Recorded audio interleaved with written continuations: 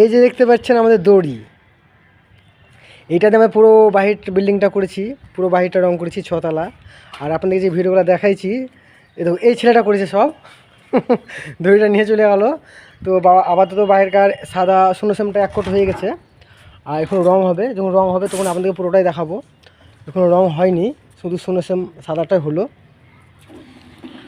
আর এরপরে next time যখন video বাইরে নতুন করবো তখন হয়তো আপনাদেরকে দেখাবো। নেক্সট টাইম এবার আপনার ভেতরে যতগুলো কাজ আছে, আপনার ফল সিলিং বিট, যত ডিজাইনের কাজ আছে আপনাদেরকে সব সম্পূর্ণ দেখাবো। আর ভিডিওটা একটা কথা আপনাদেরকে বলবো, ভিডিওটা যদি ভালো লাগে লাইক শেয়ার কমেন্ট করতে ভুলবেন না।